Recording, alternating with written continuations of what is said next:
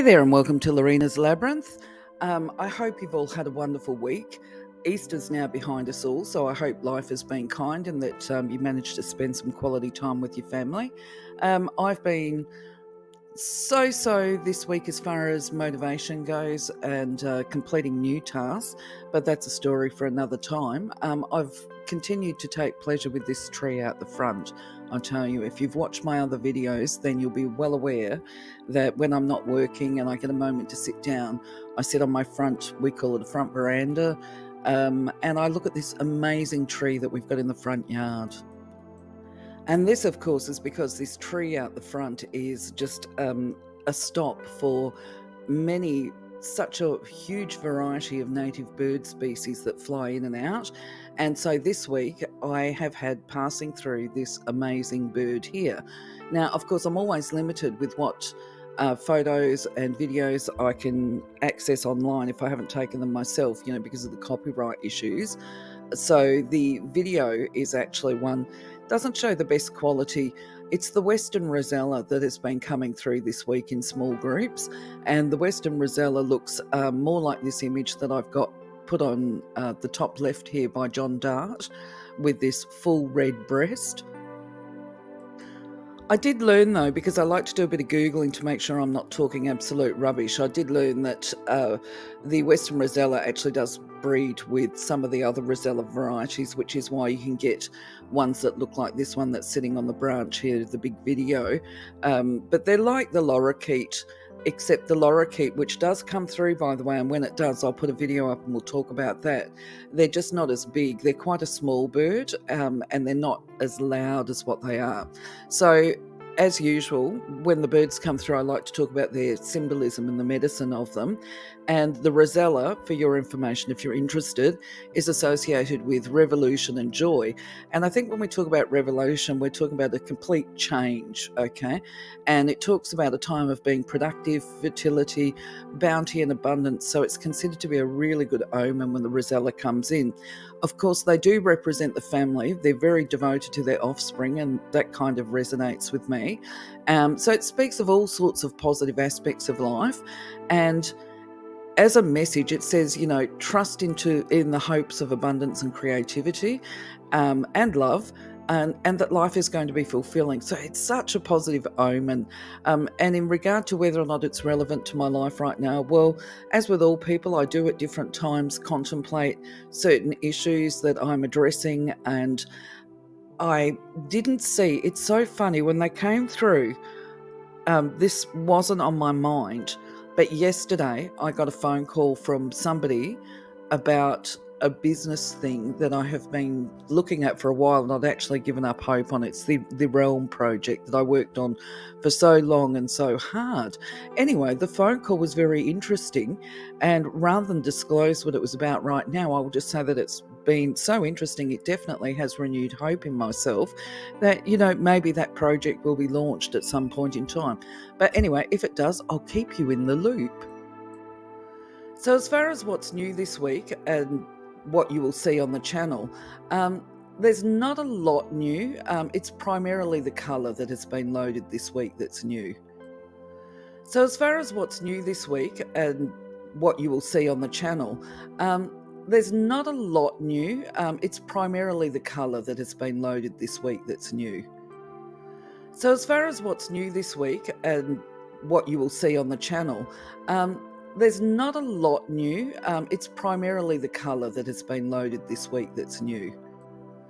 So as far as what's new this week and what you will see on the channel, so if you've managed to have a look at the content, what you'll see that I'm putting up is some of the videos are more in depth. They speak to the power of healing. They speak to the logical aspects, if you like, for those people that are into rational and not into metaphysical and energy and that kind of thing.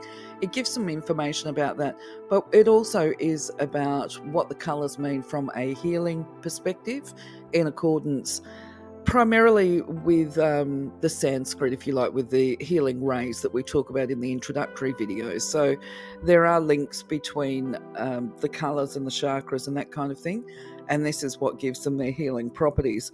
So of course, I'm very interested in your feedback on the content that I'm putting up, and if you've got questions about them specifically. I'm also putting up not just a longer, more detailed version of each specific colour now. I'm also putting up some shorter reels, the less than 1 minute type ones that can go up on Instagram and that kind of thing, that just give you some basic strategy, just for those people, of course, that are interested. But as I say, please do give me some feedback on it. I would really enjoy it. Thank you. So because I'm loading 2 colour videos a week, what you will have seen go up this week, this has already been published, is the blue and the white. And we're talking about this shade of blue because obviously when it comes to colours like blue, you get multiple shades and hues. They can be light, they can be dark, and we'll be looking at the different shades over the upcoming weeks. So I have also put up the first colour being white, and that's got the shorts and the lengthy video as well. Now, of course, white has got different shades to it as well, or different hues, because a lot of the time we look at pearls, for example, and we think, oh, well, they're white. Well, actually, they're not. They've got a different hue. Even if they're white, they have got a different tinge or tint than the pure white. So there's a separate video that's dedicated to pearl. That's not going up for quite a while though, even though I've been working on the background and graphics for it. Yes, so anyway, you will find all the colour content in the Power of Colour playlist. Whoops, what am I doing? So as far as technology goes, it's that old story of, if it's not one thing, it's something else. Because this week, of course, the internet speed continues to be a problem. No surprises here. I haven't heard back from the provider to say what the developments were. I was assured that I would find out by the 29th of March what was happening with the building of the infrastructure to speed the connection up for the upgrade. But I haven't heard back yet, and I'm not really surprised. So sometimes the internet speed is barely okay, and other times it's barely there. At the same time this week, just to challenge me that little bit further, and this has been part of demotivating me, certainly as far as productivity goes this week, was that the program that I used to develop these videos then had a couple of issues and a couple of glitches, and every time I recorded a slide it would go into this fizzy tiz, if you like, and I had to contact the providers and get some support involved, and I think we've got that problem ironed out now, which is thank God for that, because like I say, it took me about 2 hours to actually do these less than 60-second videos because it just wouldn't load. I can't think of a better way to explain it. So now that at least those problems are resolved, I can get back on track and refocus my energy on building, content for the channel. I have fallen, I guess, a little bit behind on my schedule, but that's okay. I can build it up. So now that at least those problems are resolved, I can get back on track and refocus my energy on building, content for the channel. I have fallen, I guess, a little bit behind on my schedule, but that's okay. I can build it up. So now that at least those problems are resolved, I can get back on track and refocus my energy on building, content for the channel. I have fallen, I guess, a little bit behind on my schedule, but that's okay. I can build it up. We're ticking along with the numerology content, and I have already started preparing for the next phase of videos that will be going out. And for those of you that have stayed basically in tune with what's going on and watch these videos and that kind of thing, if you're into the numerology and you haven't watched any of the videos, I do recommend that you do, but you'll need to I think it's up to you, either put on the subtitles or whatever and perhaps speed it up. I do put chapters in to make it easy for people to access the relevant content, but to really fully appreciate numerology and what it informs us of for the person or for ourselves, we have to look at a whole range of areas. It's not just cherry picking certain parts of numerology that we like. So for instance, going back to what I was talking about, we're at the stage now of looking at the birth chart and the implications of what we call arrows. We finish up number 9 on the birth chart. Oh, I think it might be next week. I can't remember now. But I've started looking at the content here. You can see here I've got an arrow on here to identify that where you've got a 1, 2 and a 3 together, that forms what is called an arrow. And in this particular instance, we're looking at the arrow of the planner. So anyway, my intention is with these videos that I'll be looking at all of the different arrows that you can get on the birth chart, because they also speak to some of the challenges that a person might experience in their life. And without going into it, for example, one of the links, just so you know, whenever I do charts, these remain a tool for me of growth and development, and developing a greater understanding of the actual numbers, because I actually have noticed and observed that there is an arrow of hypersensitivity, and I have observed that it is apparent for people with, say, narcissistic tendencies and things like that, because hypersensitivity actually is really linked with insecurity. And so they tend to be reactive, but not necessarily in overt and loud ways. It tends to be internalized. But we'll talk about the arrow of hypersensitivity when we get there. It's a very interesting arrow, shall I say. So the angel content is a bit where I lost my rhythm this week, in as far as doing the development, because of the frustrations I had with technology. But I am back on track, and I am trying to get ahead of myself so that I can be more reliably, or what's the word, so that I can schedule more accurately the release of any of the content. And I'm finding that if I do like group videos on the same topic, I'm able to maintain my swing there. So where I'm going with this is, at the moment, I'm in the process of working on, I think, about 9 angel videos. They're not all going to be released on the same day, of course, but by that, because I like to have a bit of a flow with the imagery and that kind of thing to go on playlists, I'm actually developing the background content for the angel videos, and that includes obviously making new images.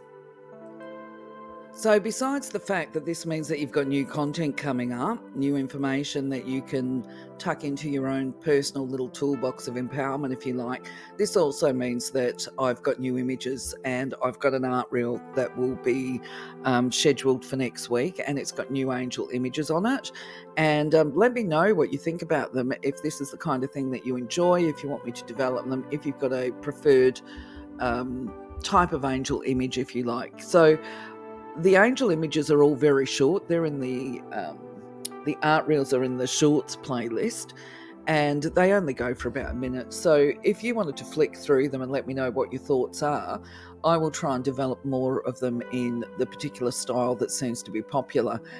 The other thing too is that when it comes to the quotes, if you're into the quotes, you'll have noticed that I have stopped using the AI and I've started using my own voice. That also did provide a bit of a technical challenge for me over the last week too. But I'm human. Look, if you've got any feedback, positive or negative, let me know. Also with the quotes, because I'm very open to suggestion. I'm open to what some people might call negative as well, because I think all feedback is an opportunity to grow and develop and expand. At the same time, this fact that I pause and stumble, and maybe I use the wrong grammar, or maybe I mispronounce words and all the rest of it, I'm actually fine about that. Okay, so you can give me feedback like that, but don't be offended if I just shrug my shoulders and go, yeah, whatever. Water off a duck's back is what we say here in Australia.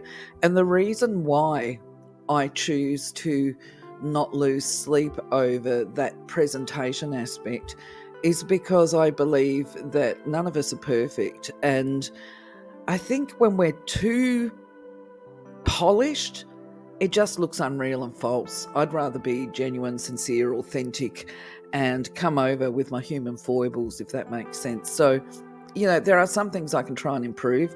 I don't like hearing myself go, too much. But if you think I do it too excessively, let me know and I will try and pull my head in. Moving on. So within this context, moving on means, goodness me, if I'm really quick, I'll be able to get this video done in less than 20 minutes and it won't take you as long to watch. So what I'll do is say to you now, if you're new to the channel, thanks for joining us. If you're a repeat subscriber, thank you for your ongoing support and being part of this journey. Thank you for watching this video to the end, because you're listening to this now with a bit of luck. And have a wonderful, blessed day, a blessed week, and I'll catch you on the next video. Take care, my friends. Bye-bye for now.